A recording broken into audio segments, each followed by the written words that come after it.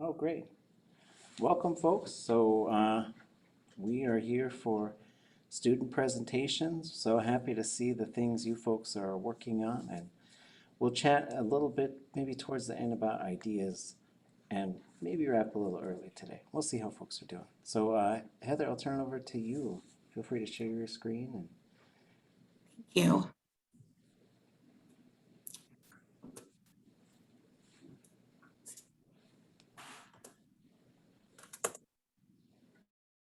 So I'm a bit of an outlier here. I am looking at this approach as a person who prepares teachers in Alaska for the current system. And I would like to change the current system for exactly some of the reasons I heard folks chatting about prior to class starting tonight. I see the most important thing that we can do here in Alaska for all teachers is to have administrators, everyone involved in education, is to have them understand the role education plays in colonization, a war by another means, if you will. And then that would be a step towards decolonizing the minds of the colonizers, and then decolonize education, indigenize education. And so Alaska Native language teachers are front and center in this. And our support for Alaska Native language teachers should be through the entire system. Like my small part is trying to help get the certification paperwork through the BOR, the academic council, things like that. Any part that anyone can play in putting Alaska Native language teachers in front and center in this decolonizing and indigenizing of our education system is like a major first step. So the vision that I have would be like Alaska teachers who are not language teachers, any other educators need to know the basics 101 of where the peoples of their place, where they're teaching the languages and the heroes of their place. They need to know this because they need to create a culturally safe environment for their students and to be culturally responsive teachers. And that's just like the tip of the iceberg. They need to live up to the Alaska cultural standards and be evaluated on that as part of their evaluation. They should have ongoing professional development in Indigenous methods of teaching. I personally think professional development in Alaska Native Studies and languages should be required for teachers that are teaching in Alaska. I know not everyone would be proficient or not proficient, but a fluent type speaker, but to have that background knowledge of the language is critical to understanding the cultures that the teachers are teaching in the place where, in their place where they're teaching. So I think that also creating curricular equity is critical to decolonizing and indigenizing so that we can have, our goal is equitable access to education for all students. And so I think Indigenous intellectual authorities have to be placed at front and center. And everything should be based on the strength of the student, and it should be student-centered. We need family involvement and community involvement because also creating a safe space for folks to learn to become Alaska Native language teachers, and for other teachers who come to Alaska to learn about the cultures and participate in Alaska Native studies. We need to make sure that we have College of Alaska Native Languages, College of Alaska Native Studies, and language nests in schools and communities all throughout the state. And that should be prominent at each university in the UA system, all the way to the pre-K charter school. And I guess from what I've learned in the short time I've been in this class is the complexity of decolonization, the complexity for all parties involved is just beyond, it's almost beyond understanding. So ongoing support for addressing those who don't embrace the necessary changes that have to occur. Yeah, so thoughts, questions? I have a question, Heather. This is Selectuna. Sure, go ahead. So you had mentioned that, let me turn my camera on, that you think it's really important that all teachers learn language and culture in the place that they teach. I'm wondering what your thoughts on, and anyone else in the class's thoughts are on, because right now there's a requirement that all new teachers who are seeking certification in Alaska have to take some cultural and history courses. But there's a select list of those courses, and they're not localized. You know, they're offered through the universities. But I've heard some districts say that they would like to localize that training and be able to provide it from a school district level instead of sending people to take a college class on this. And I was wondering what people's thoughts were on that, if it would make sense for it to be for that particular requirement or that gateway for teachers to be localized. I think that's a great idea. The more localized, the more we can connect the teachers to the community, the more we can connect them to their students' cultures and values and the languages and get their buy-in. So I think that's a great idea. I would support that in any way I could.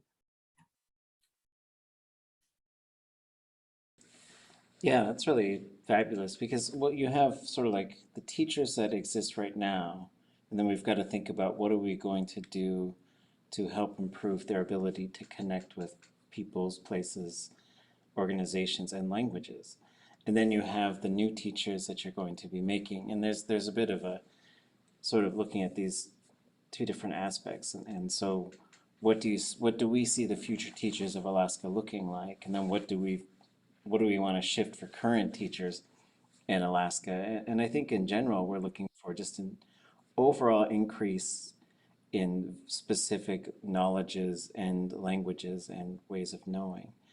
And so I think it'd be wonderful. Like one of the things that we're looking at probably developing next year is proposing our first two graduate level courses. And like for Alaska Native languages, there's kind of this really interesting area where we might have to figure out how we negotiate some of these waters in terms of we have moved away from stacked classes in Tlingit. Like you used to have sometimes there weren't enough students for one language course for like maybe intermediate or advanced, and so the intermediate would go sit in on the beginning class or the advanced would go sit in on the intermediate class.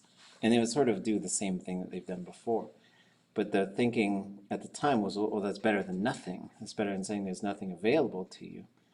And at the current time, our numbers are strong enough that we don't have to do that. But there would be a situation where there might be some potential stacking. And what we're going to have to navigate here is probably we're going to have to rethink how we register people and deal with some of there could be some FERPA issues in some cases. And we sometimes skirt that line with our language classes because we're trying to make them totally available to everybody. And so one of the things that I'm thinking of is developing these two basically 600 level language courses. And no matter what we call them, the first one would be for existing students of a language who have gone into teaching and need to maintain their own language abilities. Because our languages are quite marginalized in the curriculum, it's very common for someone to be able to speak our language, like they learn it, then they go become a teacher, but they're just teaching at such a beginning level all the time that after a year or two, they kind of forget how to talk to people. They lose some of the depth of the language. So it's basically for them, they would enroll in this class and go sit in on intermediate or advanced level languages just to sort of get a refresher and continue their own form of language study. We also need something beyond what we currently have, because we do have people who just keep taking our advanced language class over and over and over, which is wonderful. And I don't want to discourage them, but I also recognize there's a need for increased language use, which maybe is a class and maybe it isn't. The other class would be a class for folks who want to integrate the language into what they're currently teaching. So this would be for existing teachers who would like to learn the language. So they would probably enroll for a 600 level class, but then go sit in on a beginning Tlingit language class or Haida or Simshian. And the idea is them learning the language is increasing their effectiveness as a teacher in our region. But it's really interesting because they need these graduate level courses to sort of maintain their teacher certification and licensure. And so we want to make sure that those courses are available to them, but they're serving two completely different things. But a course like that would help, because then we're saying, well, this is all part of your ongoing continuous education and professional development. And so we want to make sure that this is available to you as a teacher. And then sometimes we run into some things where they have to take it asynchronously because they're busy and traveling and stuff like that. So those are my thoughts. I think it'd be great if every future teacher could at least do like 1 year of a language of a place where they end up teaching. But it's kind of interesting because then it's a question of, do they do it before? Because what if you say, okay, well, I'll learn Atna, and but then you end up teaching in Nome. So then those are some kind of interesting things to think about. Maybe an introductory course or something, based, a lot of times teachers come in based from districts where they're really trying to keep them there. So there's district support. So that's a really good thing. But there's a project that I'm doing right now called Project Shine, and hopefully it'll get funded through the FIF funding opportunity. And if it doesn't, I'm going to go through the Education Consortium, and that is to create a course that's available as undergraduate at all three universities. We're collaborating leadership, special education, and early childhood, and it's bringing Indigenous teachers to actually train the professors in their methods. Like, for example, Josh Jackson in Juneau is doing amazing work with early literacy, and he's teaching early literacy skills and the language at the same time. And it's incredible what he's doing. So I saw him and I said, everybody in Alaska needs to know about this. So if we're trying to work on that, so that's culturally responsive literacy, and it's combining language. So it's also what Lori Hagee is doing, seems like something every teacher should be doing as well. Methods of teaching, I think. So that's kind of getting down in the nitty gritty, but there's so much potential here if we're working together to create something new, to create a new system. And hopefully there would be an opportunity right now. Education, this pandemic has brought out every single crack in the foundation of the colonial model of education. And I think hopefully people are recognizing it and seeing the need to change and moving in a positive direction. But I am working towards that. I know that. So thank you for this opportunity. Sheesh. Other thoughts from anyone? Yeah, cool presentation. The two quotes you shared that really stood out with me were that you want to help decolonize the minds of the colonizers. And secondly, that you want to teach the local heroes of the region. And those two quotes just like got me really amped about education. So thanks for sharing that. Thank you for that comment, but I must defer to Ernestine Hayes did a presentation on where are our heroes, and that motivated me when I first started teaching here to include that assignment in my class. And I must defer to Saul Neely, who taught me about the different types of use of fear to colonize. And to actually be able to see, not in the Western, or not, we're not using that term anymore, not in the colonizing sense, but in an Indigenous sense. So yeah, thank you. I will relay the compliment. And I just love that we've had an opportunity, because each of us are so dialed into our specific circumstance, to have the reaching the masses, and to have not only those that are already impassioned and already invested, and a process we're looking at reaching the general public, and especially as it comes to education and the tremendous impact it has.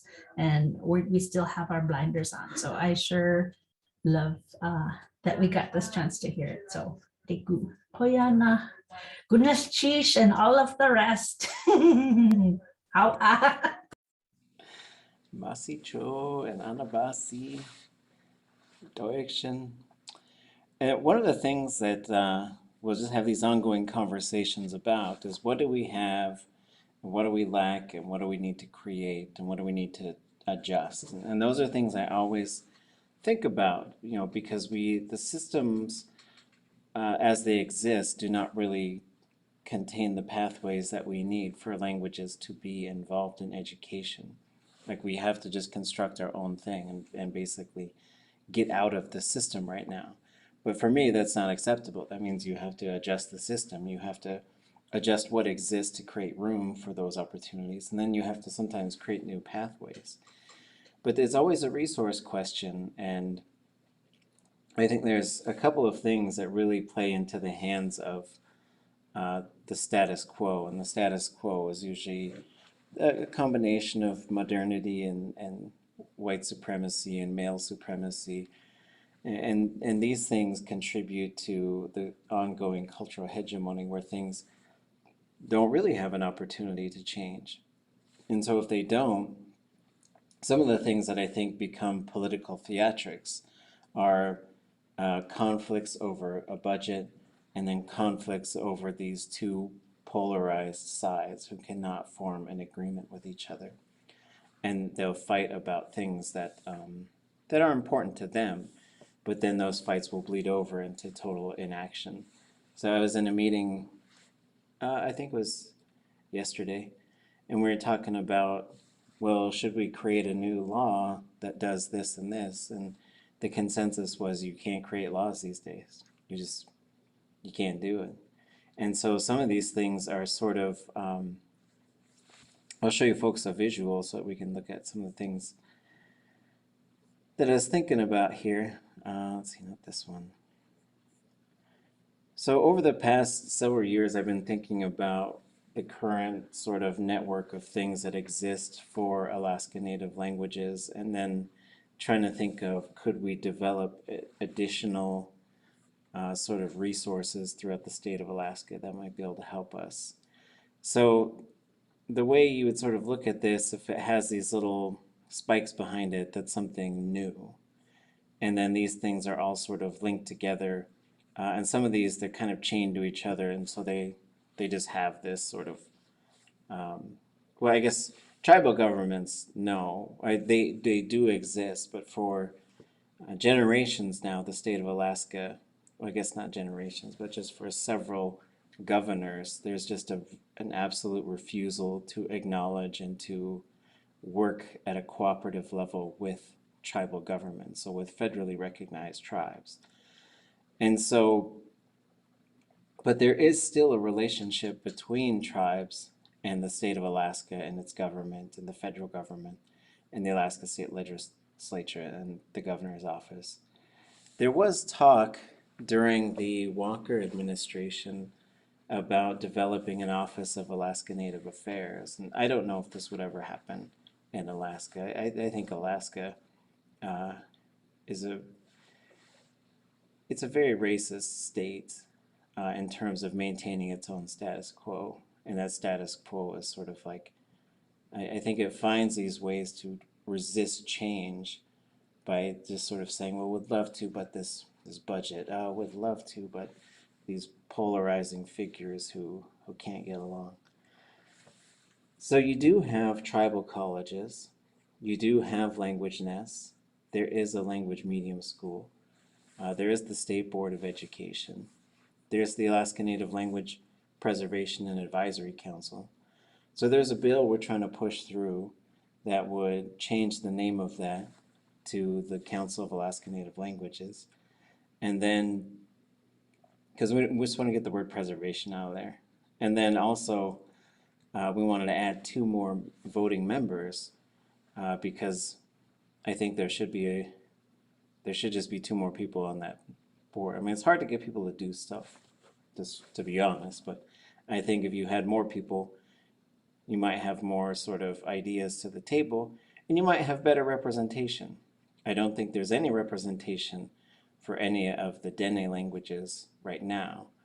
There are people who are ethnically Dene'ina, but I don't think they're not working in the languages right now. So we need some folks who are working in Dene languages, especially ones in South Central and in the interior of Alaska. And I don't think the interests are being necessarily represented.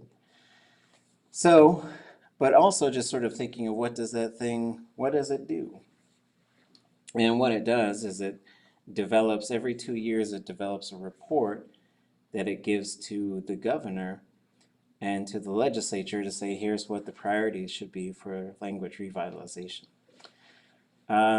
Historically, those are not typically acted upon. I would probably say maybe there were some folks in the Walker administration who were pretty receptive to some of the ideas. But one possibility, I don't know how we do this stuff, but I think we should. And I think the things that we could do is an Alaska Native Language Schools Consortium, which would function as a statewide school board for all Alaska Native language schools and programs. Not really at a governmental level, but at an advocacy level, and potentially bringing in additional dollars. And there's been a lot of talks about the Bureau of Indian Education and about grant writing and other stuff like that. But essentially to be able to have an annual conference on Alaska Native languages, not to call it anything else. There used to be a bilingual conference that would function essentially as this. There used to be the Alaska Native Studies Council, and then there would be just groups of people who were working in languages who would just sort of end up having sessions there.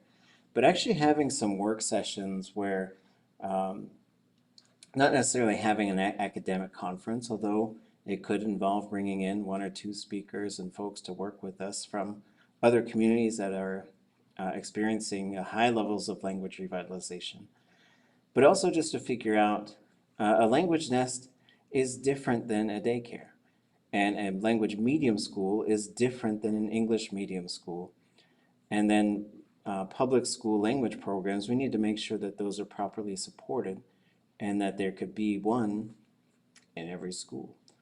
And so that's the idea with that, and that would work in partnership with a College of Alaska Native Languages. And so these are kind of tied to these other bigger ideas, because with some of the things that we get in our own way with is we do have the University of Alaska Fairbanks, the University of Alaska Anchorage, and the University of Alaska Southeast. And sometimes we have our team colors on because we have to sustain our programs in our universities, and we have colleagues and so on. But like the work of language revitalization, in my opinion, is so different than the other stuff that it makes more sense to sort of say, what if we just sort of did this stuff as a single group, and we can sort of we can figure out ways to try and make the money work. And I know there's this lack of money everywhere, but I would say per capita, I think an Alaska Native student probably brings in more money than most. And then there's also a lot of funding that's coming in from tribes and from exit corporations and from a lot of cooperative partnerships. But there's another thing that sort of layers on top of all of this, which is it cannot just be the Indigenous peoples who have to find all the money and build the things, and it can't be just us. And so part of the reason is there's a limited capacity. Another reason is it's not our sole responsibility. So the future of Alaska Native languages should be the responsibility of every citizen and every part of government in the state of Alaska, but it isn't. It's very rarely considered from a day-to-day operation, and so we're trying to think of some ways to make that happen. So this is one potential model, yeah, and so we've been trying to. There's been groups of us who've been trying to get this part going. I've talked to Joel Isaac, and maybe I'll have him come visit with us if he's got some time to talk about this portion. And are there enough people to do it? Should it start as one thing and split into two things? But basically, the idea is to create something because the pathway does not exist, and so you need to have bodies and councils and groups that are going to do that work to forge those paths so that you could conceivably have um, could we set a goal and say, like, let's have 5 pathways within the next 10 years, and by pathways I mean you should be able to go preschool to bachelor's degree and do the whole thing in one language. And so that would be an indigenous language. So you could probably succeed perhaps with Yupik, and you know it'd be a little bit harder to build for the others, but it's been done before in other places.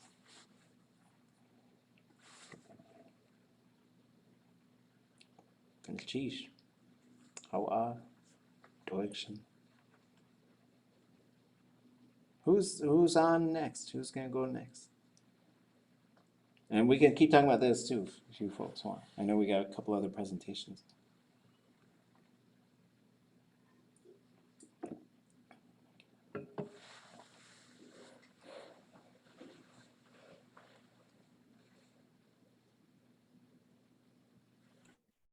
Um, so what I've been doing is, my goal is as a cultural specialist to try to transform what I've been doing in the schools and in the classrooms in the elementary level, to transform it into more language focused in the hopes that eventually there'll be a language teacher position available. So what I've been doing since it's a new school for me, I've been working with each grade level. We meet up and have PLC meetings. We find out what they're doing in the classrooms, what the students are learning, and I'll try to find ways to bring language and culture into the classroom. What I've noticed is for the younger kids, it's greetings, some if they're learning about very basic things, counting and colors and some songs. And what I've noticed a lot, especially with the K1 is, in fact, this happened this morning. I was asking if I could bring in something and they're like, well, we like it when you make the kids move. If you could just do songs with us. And I was like, yeah, well, that's fun. I could start with that, but there's more to our culture than just songs, but it is a good way to get them moving and using the language. What have been trying to focus on is the 3rd grade. They've been so actively involved with incorporating language into their classrooms. So what I've been trying to do is they study a certain thing. They're studying plants and animals and going out in the woods. So each week when they add a new plant, I'll teach them that, and then and using these tools in the classrooms, like the readings and seeing what other people are doing and trying to pull all these tools together to try to make it more focused on solely Tlingit language teaching. I've kind of created a little plan of what well, the blue is what I've already done. The blue is green is what I've started, and yellow is a lot that needs to be done just yet. So what I've already done is started practicing the nouns with them, and I've introduced some verbs, of course, because that's how you create conversation. And then I was hoping to add more, like 10 sentences that include those nouns and those verbs.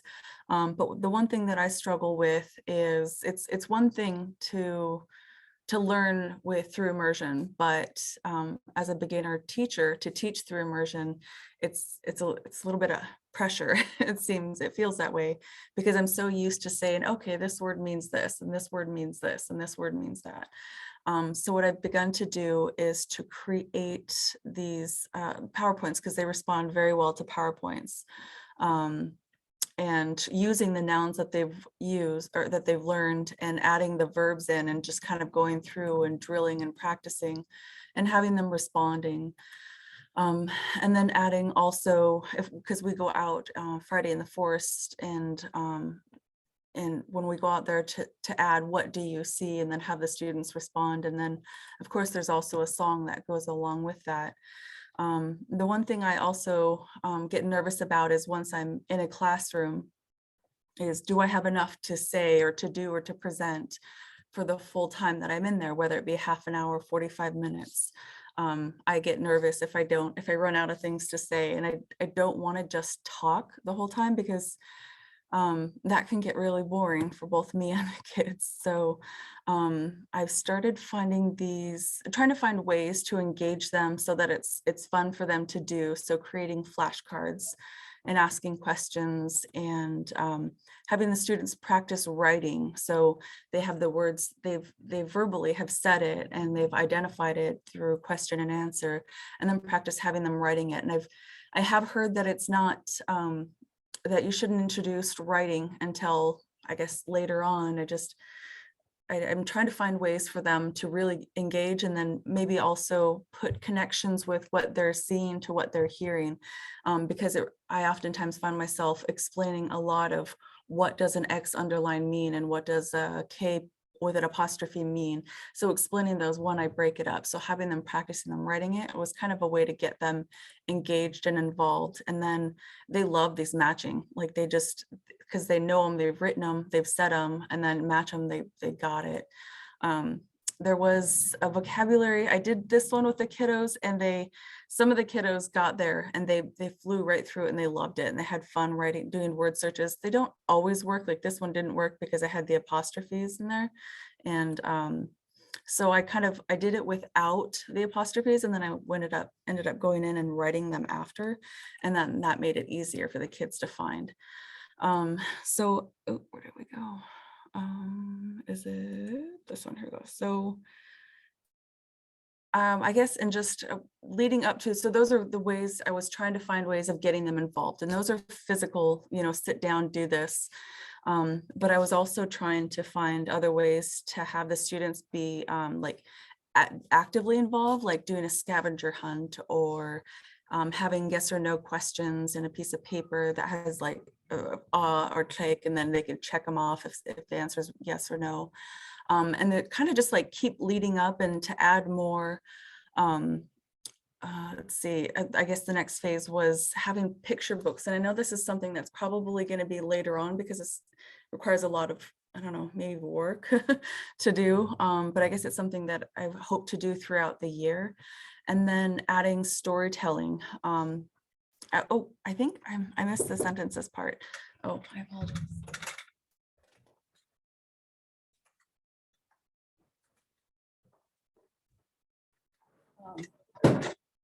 Adding the sentences in there that have both the nouns and the verbs, so that they can pick them up since they've been practicing them. And then I think if there was a way to find a story, maybe create a story that has these repetition things in there, just so that they keep picking up and comprehending.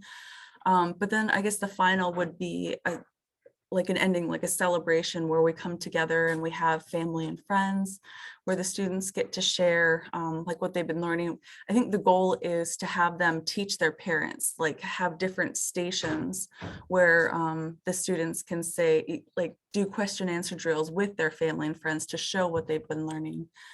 And I think that was kind of like, it's just trying to use what we've been doing through the readings, through the classroom activities, to just reshape what I'm doing in the classroom now, because it really is, I'm a cultural specialist, so I'm expected to bring not just language, but culture and stories and values and things like that. And I've noticed, like with the fourth graders in particular, they like a lot of stories. They like to hear about relating stories to science, relating stories to values or strength training and passing on knowledge. But when it comes to language, they don't like to do the repetition drill. So I have to find ways to try to make it engaging for them. And I guess also I think it's also very challenging to have this wide range of kindergarten, first, second, third, fourth, and fifth, because they're all in different levels of learning, and trying to bring language into what's appropriate for them, but also what's also engaging for them. So those are just some things that I guess that was kind of the accumulation of what I've been doing. Yeah, okay. Both Jinkasi and Heather, those were both wonderful presentations. Does anybody have any thoughts, feedback? I've got a few things, but I'll see if the group has anything first. I think it's, it's really interesting to hear you talk about how the students are at different stages and levels of learning and knowledge of the language. And I find even with the adults that we're working with, primarily the parents for us in our context, they're at different stages of knowledge and learning of the language too. And it's like, do we always kind of fall back to the people that are at the earliest stages of learning the language, or do we continue to try to push on those that are the more advanced in their knowledge, understanding of the language, and kind of how do we keep all of those groups engaged at the same time in that? Because for some people, it's like super, super basic, everything that we cover, in a weekly class, and they're still there because they're supporting everyone else essentially to be learning, but they're not really being pushed to learn more. Anyway, so I think that was really interesting to hear, but I really enjoyed your presentation and kind of the structure and the thinking around how to engage those different age groups and levels of learning.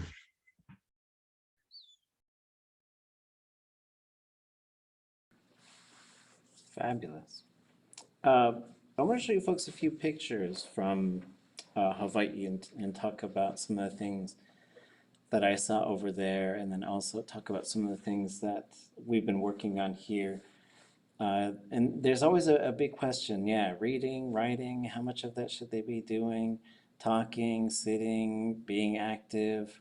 And I'm always like, I've got a little bit of nervousness all the time. Like if someone's a cultural teacher in a program and they're being asked to sort of kind of be a gym teacher instead of to be sometimes a language teacher, I get a little nervous, like, you're supposed to be the one who gets the wiggles out of the kids and gets them up and dancing and doing stuff, which, our songs and our dances are wonderful, but then sometimes there's a danger that we avoid the content because we can kind of revert back to that and get them, and you can have a lot of fun. And there's, sometimes I go back and forth, like I was reading a book by Sonoda, which talks about it's easier to have a culture.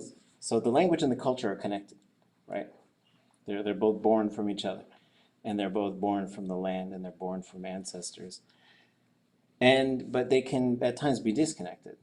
So you could have someone who knows the language but doesn't know the culture, right? It's kind of bizarre, but you can have that. You can have someone who studies the language and learns it, but they don't know how to interact when it comes to the culture itself. And you can have someone who knows the culture but doesn't know the language. And that could be they know songs, they know how to do ceremonies or something like that. So then that job of sort of reconnecting these things is always interesting, because that's kind of a lot of our work, is to make sure that these things are sort of coming up together. And so sometimes I would get a little grumpy. I was like, they're only singing and dancing, they're not learning the language. But then sometimes, this one time in Hawaii, I was kind of talking about that, and they said, well, for us it was hula, and people loved hula. And so we said, come check it out. And we'd sneak the language in, and then we'd just keep teaching them more and more and more. And next thing you know, it was a language revitalization. Another person I'd love to get to come visit with us is Na'alima. He's a kindergarten teacher, maybe first grade, and such a wonderful teacher. And just watching some of the things that he does, and if I built a teacher training program, it would involve just everybody go see him for like a long time and go see what he does. He was just is really good about how he interacts with the children and what you see. So this is kindergarten, and they have a screen, and they have things they put up there. They have movies that are all in Hawaiian. They have a whole bunch of activities. Sometimes all these kids they would come up and he would show them a whole bunch of things, right? So like, especially we're teaching vocabulary, then we try and teach things that we can get representations of. Like, so you can get a little horse, you can get a little cow, you get a little deer, you get things that you can have little uh, examples of, and they're like little toys. And so he'd have a whole bunch of these, and he would go over the names of them in Hawaiian. And so they did all the names of those things in Hawaiian. And a lot of these kids, I would say a pretty high portion of them come right out of the Aha Punana Leo, so they already speak Hawaiian. But some of them don't. And uh, so he would go over the names of these things, and then while going over the name, he would be saying a whole bunch of stuff about them. So if it was a crab, he would talk about what a crab does and walks around, what it eats and stuff. But he would just he would say the name, have them say the name, say the name. But then he would do some stuff with it. And then he took all these little things that he had little toys of, and he put a blanket over it. And they said, what's under the blanket? And they would have to name everything that they had gone over. And it was really interactive and fun. And he would really encourage them to keep trying. And he was doing a lot of stuff to make sure it wasn't always the same kids who were talking. But at some point, especially as we develop this thing, if we look at developing in the long run a master's program and some other stuff, I think it might have to involve, you know, linking up with some of these folks who are doing this kind of stuff, because or just bringing him here or sending some students there. Like it's a challenge to figure out how to do some of this stuff. But one of the things, like a number of people that I know have probably gone through this very school, and you go and you spend about an hour or so walking through the school, looking at, you go one classroom, you go to another classroom. Usually you got a translator who will tell you everything that's going on because it's all in Hawaiian. But if you actually learn some Hawaiian, we were okay. We'd probably done about the equivalent of 1 year of Hawaiian, which it opens a door because then you really get a better understanding. But you could study the whole language for a year, and you come in, and any one of these kids could turn and say to something to you and be like, "I don't know what you're saying." So it's really wild. Um, but then to just sort of, if you know some Hawaiian and you're sort of in the program, you get to go spend like we spent 2 weeks just on this campus. Any class we wanted to go to, we could just go in there all day long. They knew who we were. The kids all called us auntie or uncle, and it was so amazing. Actually, I'll show you folks a few more. And thinking of what their classroom looks like, all over the place, there are these areas with pictures of their families and pictures of ancestors. And so it was a distinctively Hawaiian place. And I think I mentioned this before. There's no bell, there's no intercom system. Like everything was, they had little walkie-talkies. You could speak English, but the one observation I saw where I saw people speaking English, they would have to take a baseball cap and put it on, and that was their English cap. And so I think it was even for an English class. And so a lot of things, just like important connections to heritage. And as you walked around this place, you could see it was absolutely a Hawaiian school. And so something I saw in the first grade was having them, uh, the students would take turns leading activities. That was something I saw a lot there. So there would be these pattern activities, and then all the students they got to take turns. And so what they would do is there was usually a place by the wall where they put every kid's name, and then it would just drop every day, and then the person at the bottom goes up to the top, and that's the one who's leading the activities. And for example, this little girl is teaching them all the names. She's being the teacher. So this is the teacher. He has gone over the names of all of these fish in Hawaiian, and now she has become the teacher, and she goes up there with this long stick with the pointy finger on it, and she'll touch it and she'll say the name of it, and they'll all repeat. And if she gets stuck, the teacher will absolutely help her out. But so they do this stuff, and then he had just gone to the store, because at the grocery store you get all kinds of fish there, and you can get all kinds of fish here too, right? And so they had gotten this little fish, and he unwrapped it and he handed it around, and they all got to touch the eye, and then he went over all the different parts of the fish right in front of them, and they got to sort of really hold it and touch it and talk about, they went from types of fish, the names of them, to parts of the fish, And then they sort of kind of went from there. And then all the kids washed their hands and stuff. Um, let's see, what else did I pull up here? And just sort of thinking about how they design their classrooms. So they have a lot that they do with their calendar. They have a daily sort of thing. There's another example that might be better, but they do moon phases. They do every single day, like a kid, and again, they take turns. And so if it's a kid's turn, they will stand up and they would say the day of the week, the day of the month, the name of the month, what the weather is, and what the moon phase is. And so I thought that was pretty amazing. And so that's how they sort of started their day. They do teach Japanese there. So they teach 3 languages in the school. It functions entirely in Hawaiian, but they also teach English as a second language, and they teach Japanese as a second language. So they teach both of those languages through Hawaiian. And I guess maybe the last thing is we are developing some handouts. I don't know where this one is. Hold on, let me close these pictures. I lost myself. Okay. We're just thinking of fonts and how this stuff will work if you're going to teach reading and writing. So I did settle on a font that I thought was pretty good, mostly because of the way it takes care of the letter A, so it doesn't look like a typewriter A. But also it can deal with the underlined characters, because there are some things that are like dotted line fonts and stuff, but you're going to have to get in and hand draw a lot of your underlines and accents. But if you got time for that, go ahead. But for me, I just settled on using this Andica New Basic is the name of the font, and just putting it the opacity really low so that they're just writing right over the letters itself. And then I would use photos of the thing. So I'd have a photograph, and then I'd have like a little cartoon thing of it. And then what I would have them do is they would write it, and we would say it, and then we would talk. And then you can do a whole lot. I mean, it's a challenge, right? Because if you're a language learner, like, the things that I like people to focus on is like, tell me what a deer looks like. Tell me where a deer lives. Tell me what a deer eats. Tell me what we know about it. Tell me the cultural things about it. Tell me how we go find it. Tell me what it eats. And like on and on, just trying to link all this stuff together, which might be a lot of extra practice for a language learner. But as far as if you can surround the children with that language, they're going to start picking up a whole bunch of stuff.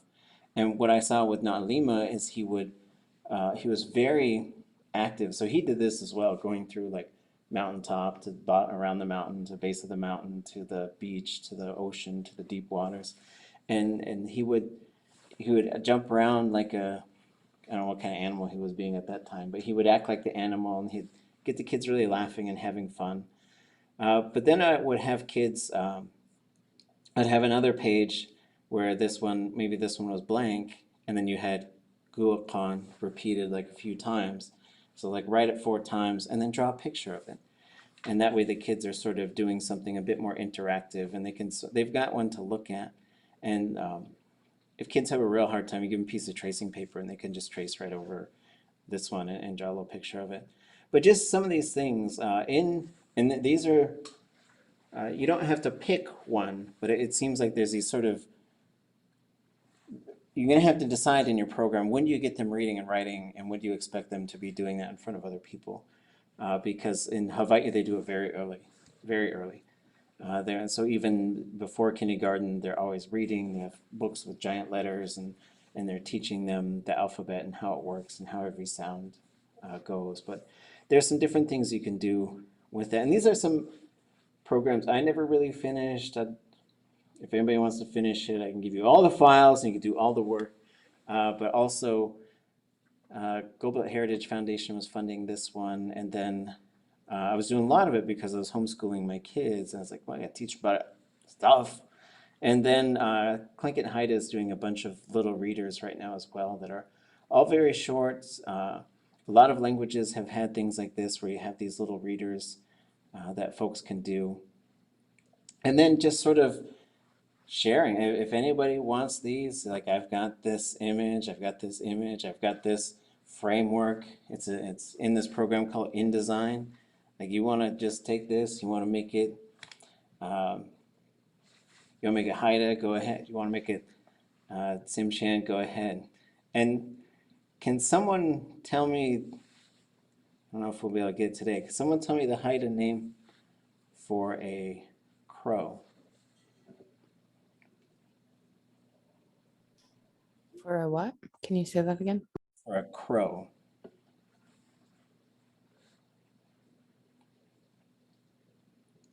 If I remember, I'll try and remember if no one knows. Otsada. Yeah. Like Kaltsta, is that right?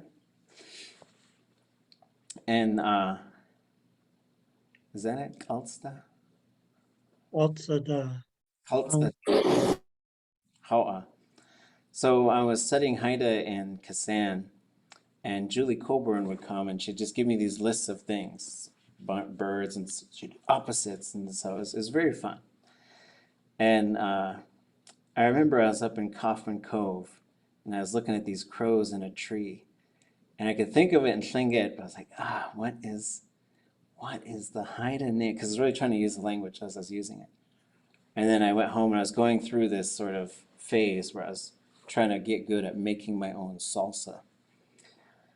And so I was chopping all this stuff for salsa, and I had a cousin, and she came over to visit, and we were just talking. And she's quite a bit younger than me, and it was fun. Like, and so we're just sitting there, and all of a sudden it just came, I was like, Kaltsada. And she goes, it's salsa. And so it was a really fun moment because I was making salsa. All right, any other thoughts? Any other folks have any presentations you want to make today? You can go Monday too, but if anyone else is ready. Otherwise, we can talk about a few more things. We're going to end a little early. I know these are kind of stressful times as far as midterms go. I'm not quite ready. I would like to practice the pronunciation. I've been winging it, and it's been just an effort just to get the words out. And so now I want to do more. And so, but I want you to know that I am ready. I have these posters all around me, and I have this bright light, and I got cameras, and it's all set up. So I just wanted to give you a little hint that it's an accelerated language learning program through technology and math. I'm using the Tlingit terminology for measurements and different terms of the arm, going from the wrist to, anyway, I don't want to give it all up, but using the body for measurement. And my sources for that is just listening to other weavers, and also Louis Shotridge, as he talked about using different Tlingit terms for construction and for weaving. I'm also doing it on tessellation in a robe. Again, I can't pronounce all these words, so I want to practice it. And it has to do with the algebraic expression that's involved in a form of tessellation called translation, which is where the design moves equal spaces across the plane. So it's a combination, again, of audio, verbal, and manipulation, because I am going to be actually holding the actual objects and showing you. See, I think I need to make sure. So that's a good test. Anyway, I just wanted to let you know that I do have pretty good, but I want to practice the words more. I want to be able to deliver it. And it's going to be for TikTok. So I'm set up for TikTok.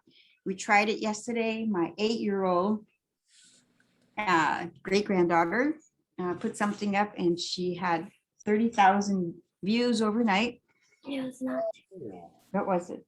short video on YouTube. Oh, she used YouTube, but I want to try TikTok. Anyway, so I just wanted to use that. And my aim is to get the students in probably 2nd or 3rd grade to create their own videos. So learning how to run equipment, taking simple words and terminology, and just going a step further. And so, but I'll deliver it on Monday, and I'm going to say those words correctly. And this is my this is my 8-year-old great granddaughter. Yeah, she made SpongeBob talk in which language? Oh, okay. Anyway, goodness cheese, thank you. Yay. My daughter, when she saw SpongeBob, she thought he was cheese, so we called him Cheese Bob for a long time, just for fun. What is the resource that you're using that has the fractions or these other things that you're talking about? Is it Shotridge? For the actual terminology of the words, you know, the linguistics are different. So I want to, I mean, the writing of the words. So I'm kind of guessing. So I'm comparing it with Edwards. And so trying to get that down correctly and then pronouncing it. So I'm using Shotridge from the Penn Museum. I'm using his collection. You have to dig a little bit further. And actually just contacted them and they sent me a hard copy. And so I have a beautiful copy because when you go online, some of the museums, their images, their scanning wasn't that great. And then I talked to, I hang out with weavers all the time.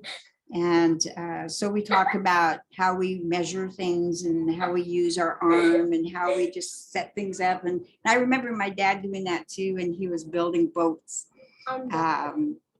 Just the way that he would multiply things in his mind, but also he would use his hands to measure things across. And so that was, I don't know if I answered your question, but for the Tlingit part, it was Shotridge from the Penn Museum and then comparing it with Edwards and talking to other weavers.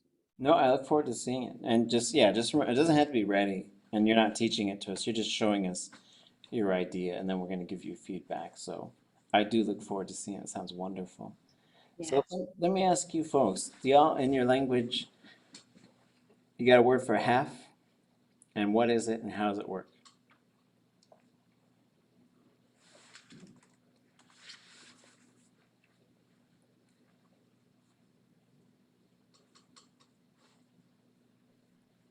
NY. Say it again. NY. Inwai. IN-WAAY. We use it like when we want to say on a half hour. Mhm.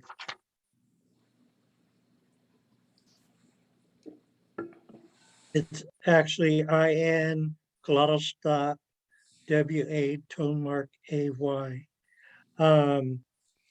Chinai NY down is dasang. I'll give you half of the fish. That's an example. Oh, nice, nice. I see some examples in the chat as well. Avak, maybe? Yeah, I don't actually know enough about our language to know the why. But it is one of our traditional, it's not made up to go with numbering. It is, yeah, but now I want to know, so I might ask. We were talking about this today. Well, we've been trying to figure out like beats and measures. So, you know, whole note, half note, quarter note. And so we've been having a bunch of discussions about this stuff and just math as well. Like whether you're saying like quarter till, quarter past, like for our language, we could say half. Like we say naskakashu, it's 3.5 drums or time. But then, you know, if it's getting into like to be able to tell time quickly, you don't want to have to say naskgao kake jinjin kat kate dushu when it's like that's pretty long to say 5:56, you know. And so but if you can't find an easy way to do things sometimes, then people will switch back to English. And so sometimes you might have to figure out how to say, so do you folks have a word for half of a half for 1/4? Well, we have quata. I'm not going to count that. How about quarter? And not like a little coin, but just like 1/4. I'm just curious. For a time, my elder John Reese told me like Amahupal was like after 11 o'clock and Amaat, that was like evening, like dinner time. See, Gunplay was like really, really early, like when the elders wake up to talk, and then Good Lake is like after 8 a.m. So that's what they used for time. They weren't like really specific with numbers. Yeah, and so let's say if you're gonna make it, right?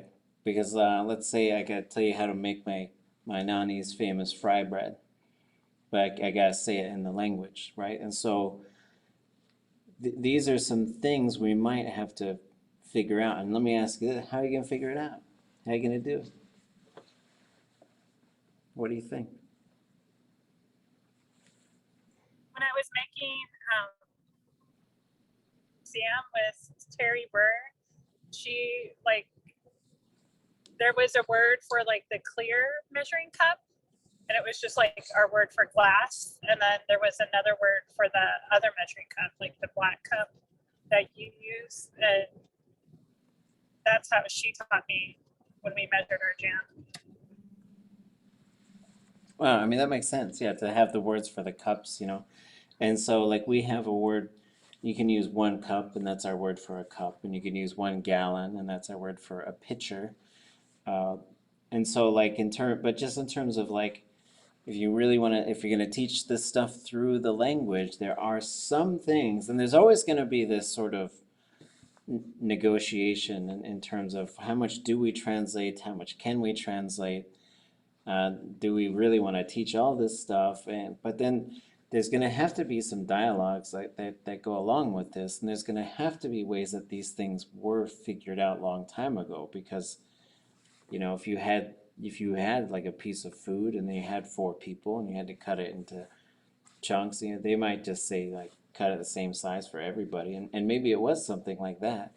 But then these are some things that this is in some ways, it's the modernization of the language, right? Because you got to take the language into all these different realms. And some of it, like if the dream comes true and you build this school, you might not be able to write a world history book in your language. Like it'd be wonderful, it'd be really cool. I think it'd be really amazing. But you might have to say, okay, here's the history book. It's written in English. Take it home, 15-year-olds, and then come back here and we'll talk about it in our language. And so you could certainly use the language for that. But I know some people do struggle with using the language for sometimes day-to-day stuff. If the language is still being used on a day-to-day basis, it might not be as hard. But one activity you can have for some of your language learners that I think is beneficial. I've been thinking a lot about these task-based languages. So especially for our advanced class. So I think I had them do an exercise a couple weeks ago. I said, okay, think of something. Here's your exercise. You're going to make a little fake dialogue as we go along. And so one person is going to ask for help, and the other person is going to say, I'd love to help. And you got to say with something, like, what do you need help with? Make it up. Be creative. Then the other person has to say, I'd love to help you with whatever, but then come up with a reason why you can't. And then the other person has to say, okay, talk them into helping you. And then the other person is going to find a way to make it possible. So sort of creating the scenario that you've got to talk. And it's a bit of a confusing exercise at times, but it's trying to push the language out of just sort of classroom repetition stuff, because what's going to happen is someone's going to be in these situations and they're not going to know how to do this. So the one we did this week was find something that 2 people might disagree with. So 2 people have a disagreement and then they come to a resolution. That was like their only thing. They had to go and make a conversation. And so as we sort of transition from because it seems like a lot of our language study is like, say this, repeat it, say this, repeat it, say this, repeat it, learn this pattern, go home, memorize these things, go memorize all the names for these things. But like, trying to think of what are some of those next steps. And you could get into translation work, so listening to a recording of an elder and then sort of going through line by line and capturing what they're saying and then translating it. That's a big thing. Then you can also take something small and translate it from English over to your language. But then sometimes you're going to have to do some other work too, which is the next thing that I'm going to have them do is they all have to go find something from some current news story and bring it in and talk to us about it. I mean, it'd be kind of fun idea if everybody pretended to be like sort of like a newscaster or something and just give us a 5-minute news segment. What's the important news of the day? But just trying to think of things that you can do that get you outside of the box and that also push the language to go into these other realms, which maybe it's not used as much for these days.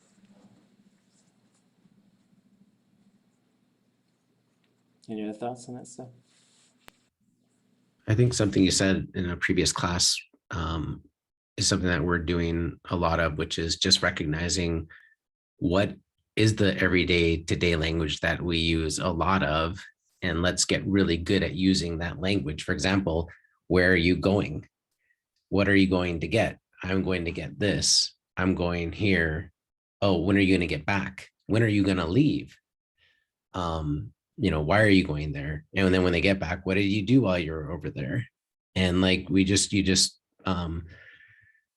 building a lot of the practice around really what it is that we're noticing is the language that we're using anyways, and having to ask each other day to day.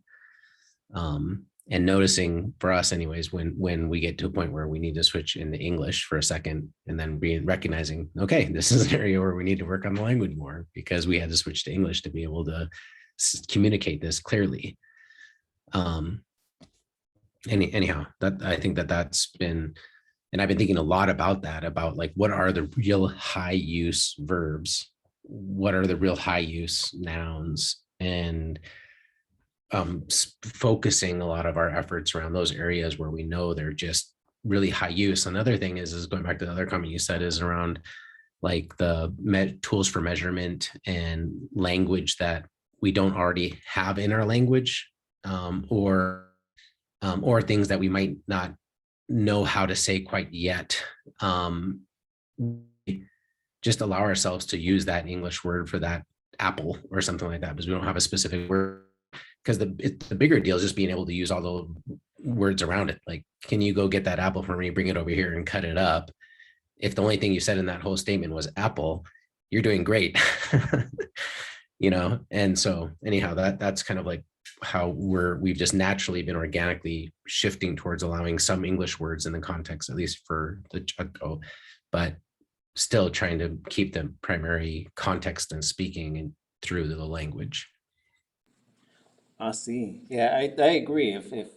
If you're using the indigenous language with a few English nouns, that's so much better than using like indigenous nouns with the English language. And so I think it'd be kind of interesting and kind of strange, but let's say you took a group of language learners and you gave them a task, and maybe we'll try this.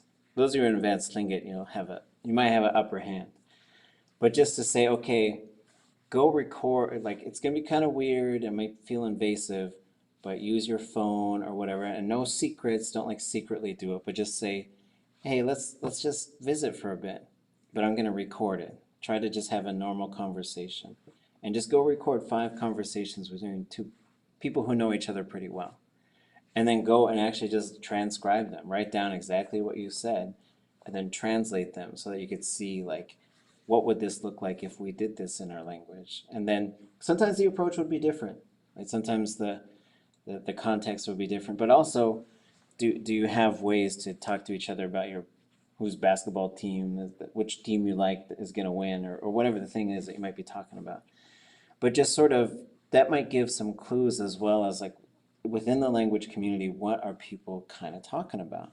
Because the other thing too is, as we come in, and usually if we learn a language as a second language, we're learning this artificial language. And so we get stuck in these modes. How are you? I am fine. How's the weather? It is sunshine, right? And so you're not really having conversations, you're practicing these drills. And so to move from drills to conversation, sometimes you might need some steps that are like that. And then you could also, if you have speakers, just record them having daily conversation, like not big performative speech making, storytelling things, but just day-to-day stuff.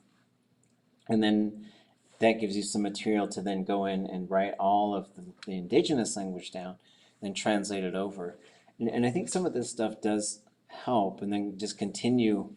Like in our nest, we had this refrigerator, And on one side of the refrigerator, we would write all the things that we didn't know how to say. So like, okay, I figure out how to say this thing, figure out how to, the kids couldn't see it, right? But where the kids could see is we were writing down all the things that we are hearing the kids say. Because we were trying to take note, like what is sticking, what are they using? And you're just gonna have some rolling strategies like this, and especially if your language program has not produced high fluency speakers, like that's a whole big foggy area. And it's not going to be a clear, same path for everybody type of thing. Because a whole bunch of people are going to get kind of bottlenecked. You're going to have this bottleneck right at this point between just being able to fully speak the language and being able to do a whole bunch of things. But I feel like getting folks to transition, get over that into the full language use area, I think, to be honest, it's kind of scary for a lot of people to just say, okay, let's just go, let's go full 100%. And I think those are some things that should be examined. Any other thoughts?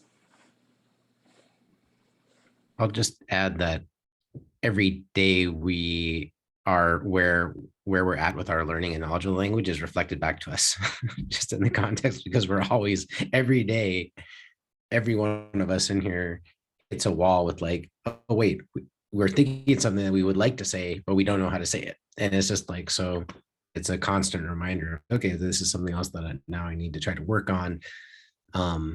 And so, yeah, I mean, I do think though, the normalization of speaking the language every day and using the language, that it gets to a point where some of the stuff that you used to have to think about saying or how to say it just flows more naturally. And then it kind of frees up some of your mental bandwidth or energy, to be able to then put some attention towards learning the next set of kind of some new things. But I think that we're learning that just that daily repetition and use, and just running drills with each other of what is regular conversation. And like I said, now we're starting to get a little bit smarter about focusing in on the verbs that we know that are high use, and trying to force ourselves to have to use all the different conjugated forms of them in the way that we're asking each other the questions when we're just having conversations with each other. Anyways, and so just, and I think something else that you had mentioned earlier that is really relevant too, I think, for us, is that, you know, you could, when you put a really intensive study onto something, you kind of feel like you got it and you know it, but then like 3 months later, you're like, wait, what was that word again? And, you know, even when you're in a context where we're using the language regularly, if you don't use that word regularly, you know, after 3 months, it's already like, oh man, we got to look that one up again, even though we were studying it really hard 3 months ago. And so there's definitely something about the amount of time as a second language learner anyways, with getting that intensive repetition so regularly in until it kind of just becomes a part of your permanent memory. And I think the last thing I'll say with that is that we're also learning that where you can couple the verbs and the actions and the nouns in a physical activity where you're doing something, things tend to stick more. So if you're working on, for example, tanning a hide for 2 weeks and you have to over and over and over say chagohal, like pass me the twisting stick, you will never forget chagohal, or at least I think. I'll let you know more in a year. That one's left in the memory bank too. But I do think just that again, it happens to do with the repetition and the use of the thing, and creating this story memory or something like that connected with the word and the verbs. Yeah, I mean, it's so interesting. There's a couple things that I was thinking about. One is like you just have to continue to come up with strategies to push people into this higher and higher level of fluency, especially if your language has like really hasn't done that very often. Like if you haven't made new high level speakers as far as like being able to do pretty much all of it, then you're going to be doing some trailblazing. And not to say no one's ever done it, because you have speakers of the past, but once you have that broken chain of communication, you have to sort of figure out, well, how do we do this now? And especially when people have a competing grammar in their mind. And you can always revert back to English because it's easier, right? Because I already know how to do the thing. And so one is sometimes clearing up that path, and hopefully 10 years from now, there's going to be lots of these different options. But oh yeah, we know what this is. You're stuck on this thing, and we know exactly what that is, and we know how to help you get over that thing. And at least we know some strategies to help you get beyond that, whether it's this putting the verbs into certain modes or linking them together. But then there's this other thing, like I just feel like every one of our languages needs at least one and ideally several folks whose full-time, well-paying, great job is to just make sure everybody's in touch with each other and they're creating these opportunities for language use. Maybe it's studying, maybe it's conversation times, maybe it's, hey, let's all get together and listen to this thing and then talk about it for a while. Because usually what you have is honestly not enough. Like what we have is not enough. Like they were sort of talking to me about my job here, and they said, well, you're not creating speakers out there. I said, well, I can't create speakers. I said that we need a whole environment that it's got to be an ecosystem. It can't be one person or one program or one institution. It has to be this entire functioning, living, breathing thing. Or else maybe 1 out of every 50 people will become a speaker, but we can't, that's not acceptable. It's got to be higher. And so I think trying to figure this stuff out so that you have, and it's got to be something too that's not always the same thing, right? So maybe you have someone who's teaching stuff, and so they could keep teaching stuff, and then someone else has to go become the use person, and that could be, hey, we're gonna all go fishing. We're all go fishing right over here. Just come fish with us, and we'll speak the language and chat with you. And it's okay if it's a whole bunch of English as everybody's figuring stuff out.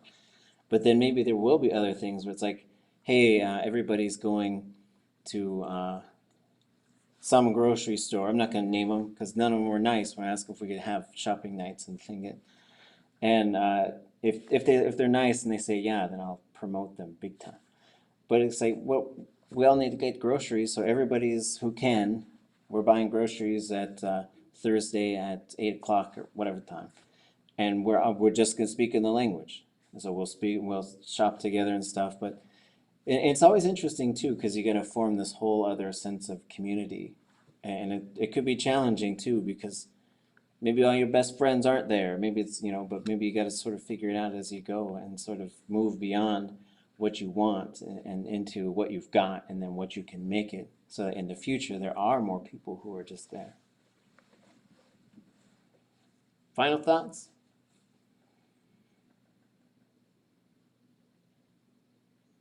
It's a very interesting discussion. I remember my father saying, gee, it feels so good when I can talk my own language. And at that time, there was a small half a dozen people that he would talk with. They were really good though, they're the ones that we read about today. And they would just talk and laugh and they would be going on, and it was just beautiful. And I could see my dad's spirit just increase so much. But I also remember when he was starting to lose some of those speakers. So my question is it'll probably take me 30 years, which is good. 30 years to be able to have everybody in my household speaking Tlingit. But how do we keep it alive? How do we keep it from repeating to where maybe one person just says, again, it's no good. It won't do you any good. I remember those words very keenly because I wanted to learn it when I was a young girl, although I can understand what they were talking about. And, because maybe I just heard the stories over and over again, so I just knew it. But You did notes? yeah, Little girl? I used to record too. I have old songs I recorded on these old cassettes, these old boxes and stuff that were just funny. But in any case, how do you keep it? How do you keep it alive? That would be my question. But I love this discussion. Goodness cheese, thank you. Oh, we're out of time. No, I was kidding. Yeah, but that's the big question that we have to answer here, and I do think it's a huge series of interconnected changes, and some of those changes are institutional. It means we got to build a new thing, and sometimes it's a thing within an existing thing, or it's just our whole own thing. But then there also has to be changes at the individual level. We need to convince people to decide to use the language. And I think there's ways to do that. I think there should be some serious incentives to do this. And I don't know how to make those things happen. But I remember I was talking with a friend, he was like, hey, what if we made a reality show? I was like, oh, that'd be hilarious, right? Like a whole reality show, and that like it's like Survivor, but like the one who speaks English gets booted out of the island, right? And so, but then everybody's got to stay in the language and function as a family in the language, and the ones who stay and who survive the whole time, like everybody, they get like $40,000. They're like just something really significant, right? But it's not just money, but that is a part of it. But then also, you've got to start making these changes within the communities, within what do people do? Because even 5 years ago, I would run into people in town here that I could speak the language to.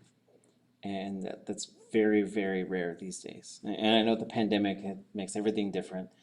But even the year before we were in a pandemic, it was absolutely obvious. Like I used to, every time I went to Surge, our native health clinic, almost every time, but I would find someone I could talk to. Where I could go, I knew that there were people I can go and talk to them. And there's fewer and fewer of those folks. And so we'll examine some folks who create their own neighborhoods. We'll examine some folks who have created language houses. I think that that's one approach. There's enough of our collective resources where we could have a building that exists just for our language. We could do that here in Juneau, and a lot of other places could do that. With the language nest, it does help. So it's like once you cross this threshold, and all of our parents of our kids, only a couple of them could speak, but even the ones who couldn't, they knew, like once they came in, they didn't speak English to us. But then they'd pull us outside and say, I wanted to say this, how do I say this thing? And they were interested in doing that because they saw their children do it. And it comes back to what Larry said, I think, let your children be the yeast, because people will see the kids do that. And then they'll be like, I want to do that too. I want to be able to talk to that kid.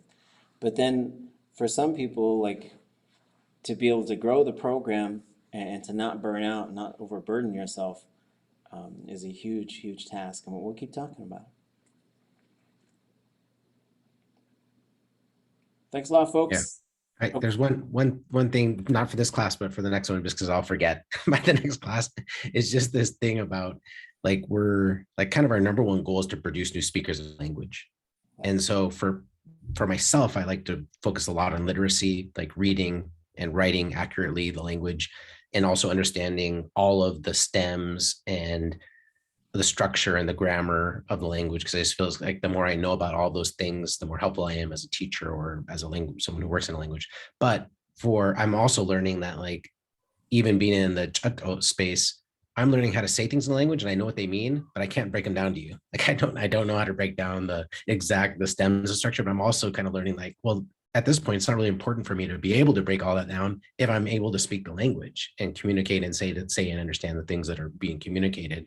But anyways, that's something that I wanted to ask you about too, is just like, I mean, or share to the group is like that place of like, and this is the first language speakers often can't break down the grammar or the stems or, how the language is structured either, but they know how to speak the language. And so it's kind of like our goal is to just produce new speakers right now. So there's always, like you said, there's so many layers and so much work that needs to be done. And like, I think we're getting a little bit clear about like, with limited capacity, what's most important for us to focus on to achieve our highest goal right now, which is just producing new speakers in the language. Yeah, and we'll close with this. I'll pick up more on it in the future. But sometimes I feel like to learn a language, it's almost like you're reading this book about how to ride a bike, and the book has so much information about riding a bike that's really important. But then at some point you got to put that book down, get on that bike, and go.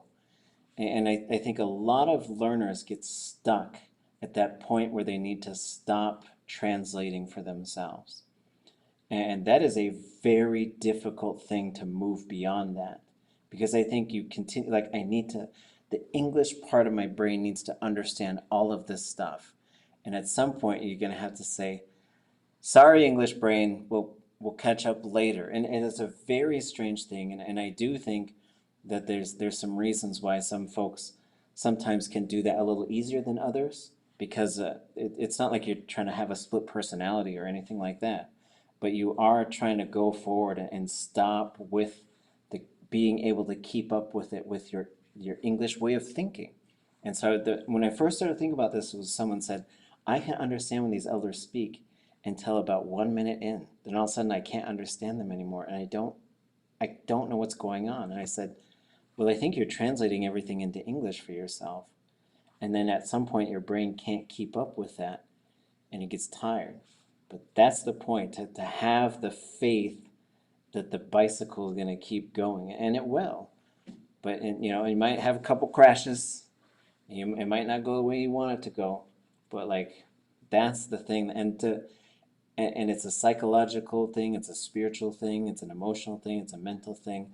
But I think as language teachers, that's one of the biggest things for us, is to give them that last push, and to just help them with the things they're going to need to keep going. So with that, have a good weekend. Look forward to the next round of presentations on Monday. And we'll keep talking about this stuff too, because it's very mysterious to me. I was like, well, I think this is what it is, but I don't exactly know how to do it. Okay. Take care, folks. It was wonderful. Yikes, Jim. Directions. Bless you. Looking forward to that reality show. Let's do it. The movie's fun. Yeah, okay. I forgot to sign her in. Sorry. Bye. British cheese, bye. Just